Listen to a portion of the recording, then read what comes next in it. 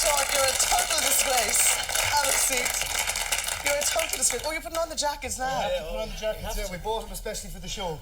Well, listen, this very small extract that we've just seen is, of course, part of a bigger show that's starting in Andrews Lane next Monday, and I saw it when you were there last time, and it is the funniest thing that I've ever seen. Now, for the benefit of our viewers at home, can you fill them in a bit on what the show is about? Because it's a unique type of comedy anyway. Yeah.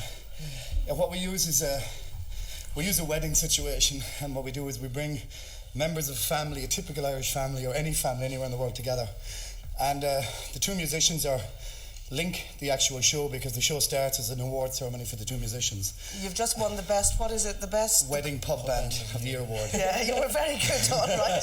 Great. And so it goes back in time as Tom, which Pat tells the story of. He's Tom in the show, and he starts to reminisce about their big break, which is this wedding.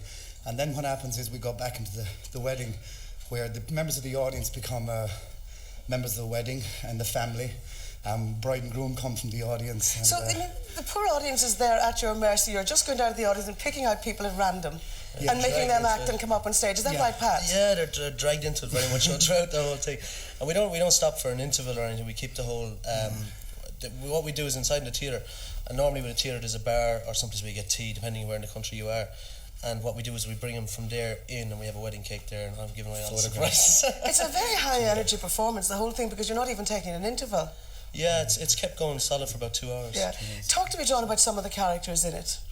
Well, what we tried to do was kind of touch on things that people would relate to. Like we have with them, Johnny and Mary are from the audience, and then after that their aunts and uncles and friends will say there's one who comes home from England, Uncle Martin. And Martin is I'm sure a lot of people in Ireland know a Martin or have a Martin in their house or related to a Martin. And Martin is a... This is not rehearsed or anything, okay? Go on. And we do Martin, it's just like we do all the characters ourselves. There's like about 10 or 15 characters in the show which we do. And so there's a lot of costume changes as well, but Martin is well, you know, I mean, well, it's great, isn't it? I mean, a bloody day like today, you know, but bloody baby, I don't know how you live here, really, you know, with the placid drink. I mean, drink over now, drink over, bloody things are booming over, you know, bloody hell, I don't know. I mean, drink over's about, let me see, I tell a lie now, hold on, drink over's about, 95 pence a pint over for drink, you know, bloody hell, and the roads, I don't know how you do it here, you know, I mean, the roads are much better, like, but I come over and back in the ferry, like, which is great, like, you know, a day like today, you know, and see everyone, like, isn't it, you know. Oh, it's great. I mean, you know, it's bloody hell. I don't know how you live here, you know, getting petrol over is about, let me see, tell a lie now. Petrol over is about 95 pence a pint over for petrol, you know, and the roads are better. Bloody hell, I don't know how you live here, you know. And you see, Martin...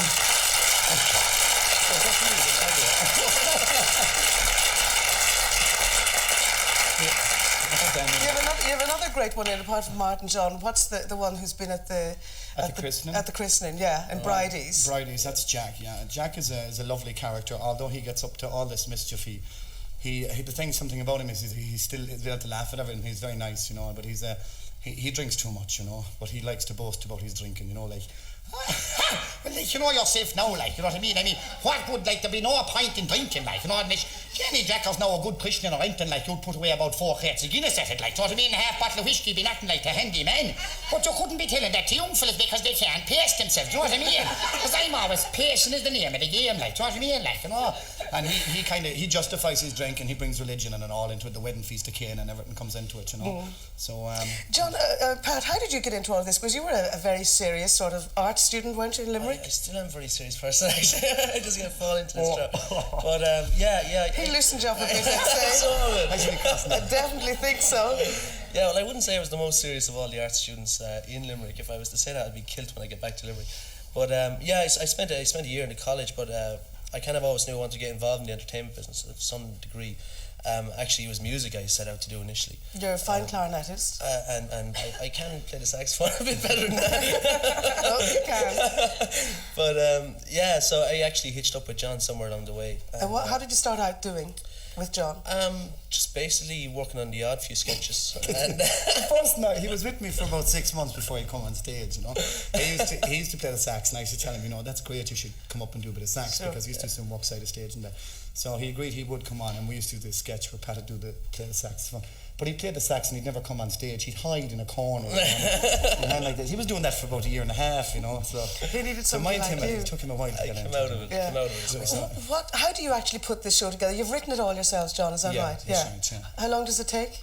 Well, we didn't allow ourselves enough of time last year. Actually, we rewrote the show 3 times before we actually went on with it, and we only allow ourselves about, we can only afford to take maybe 4 weeks to 5 weeks off in the year, because when you're self-employed, if you're not working, well, you're not getting paid, So you need to put as much time into writing as possible. So maybe this year, because things have gone a bit better, we might be able to take a bit more time. But normally only 6 weeks, which is not an awful lot. Very little indeed. Where do you get your characters from? I mean, do you go around sort of noticing people's idiosyncrasies?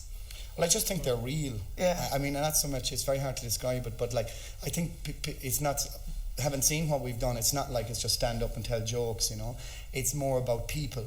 And people that, we are all funny, we all are funny, and people do funny things, and they're just exaggerated, I think, And there's a series, I mean, the Martin character there has a very serious side to him when you suddenly realise at the end of the sketch that he's very lonely, that he's been away from home for 45 years, and he's still living in London, and his wife has died, and his family are grown up and left him, and you're left with this kind of, and there is, it's just about real people, and I suppose we do observe real people and try because that's what people relate to, I think, Pat, your particular character in it, how would you describe him? He's a bit sort of stupid, isn't he? He is a bit, a bit thick. He's not so much stupid. He's very ordinary. He ordinary in the sense that.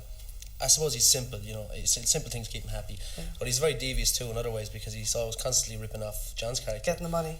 On the money end of things. So he's a devious person. Would it be difficult for you now to play that character out of character, so to speak, just sitting there without your props and all the rest of it?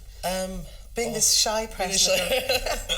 Well, let me think. It's hard to kind of, when you put on a costume, you put on the person, kind of. That's the way I feel about it. Yeah. So 2 or 3 things he might talk about is the fact that his idea of the outfit is to make him more semi-professional than the semi-professional outfits in the parish, and that someday become the most semi-professional of all the semi-professionals. So that's why he gets things twisted up like that. That's his outlook on life. You've been playing now all over the country, haven't you, Pat? Yeah, we've done a lot of work around the country, and we've done a lot of work this year abroad actually as well. Yeah. Oh, where were you abroad? Well, we started off the year, we opened the show in Dublin, then we went straight from there to Zambia. Zambia? Down in Africa. What are you doing in Zambia? Gigs. Gigs in Zambia. What sort of gigs, John? We did. There's a hell of a lot of expats in Africa. A lot of Irish people working in agencies and that, and for commercial companies over. So one of the biggest nights in Lusaka is actually St. Patrick's Night, and we were invited over to do the St. Patrick's Night ball there.